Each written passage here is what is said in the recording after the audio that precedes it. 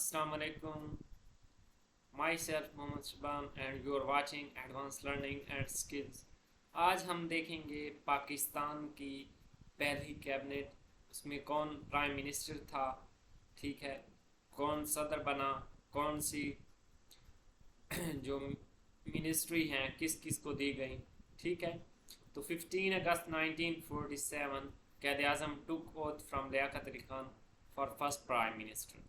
First prime minister कौन बने? लियाकत अली खान। 15 अगस्त 1947 को कायद आज़म ने भी 15 अगस्त 1947 को हलफ लिया था और लियाकत अली खान ने भी। लियाकत अली खान से कायद आज़म ने लिया और कायद आज़म से अब्दुल रशीद ने लिया था।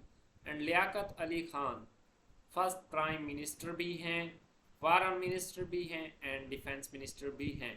लेकिन अगर एक प्राइम मिनिस्टर के बाद पास एक से ज़्यादा चार्ज हो तो सिर्फ प्राइम मिनिस्टर ही काउंट होता है।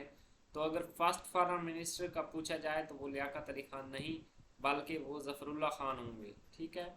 इसी तरह जो फर्स्ट डिफेंस मिनिस्टर होंगे वो लियाकत अली खान नहीं होंगे बल्कि वो कोई और होंगे, ठीक है। In first cabinet 6 ministries were formed, ठीक है। 6 मिनिस्ट्रीज को फॉर्म किया गया। कौन कौन सी? पहले है इब्राहिम इस्माइल चंद्रीकर, ठीक है, वो उनको ट्रेड मिनिस्टर बनाया गया, ट्रेड मिनिस्टर। और ये पहली कैबिनेट में से वाहिद शख्स हैं जो 6th prime minister of Pakistan बने थे, ठीक है। बाकी मिस्टर मलिक गुलाम मोहम्मद है जो कि फाइनेंस मिनिस्टर बने। Mister Abdul Rab Nishtar minister of communication बने थे।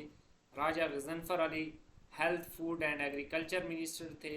जोगेंद्र नाथ मंडल लॉ मिनिस्टर थे, ठीक है, जो कि पाकिस्तान से भाग गए थे, ठीक है। मे बी 1950 में मे बी सेकेंड डे ही भाग गए थे, ठीक है।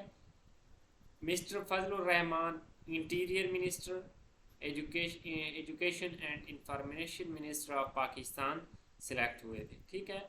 कितनी मिनिस्ट्रीज थी? 6 मिनिस्ट्रीज।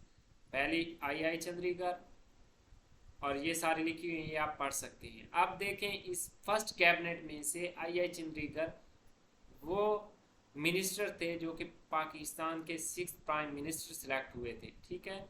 और वो एम्बेसडर भी थे। एम्बेसडर कहाँ के थे? अफगानिस्तान के। एंड जो राजा गजनफर अली हैं वो first ambassador of Pakistan in Iran थे।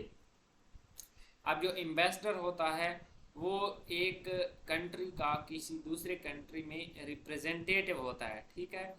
तो ये एम्बेसडर है। और एम्बेसडर और हाई कमिश्नर उसमें क्या फ़र्क है वो भी देख लेते हैं।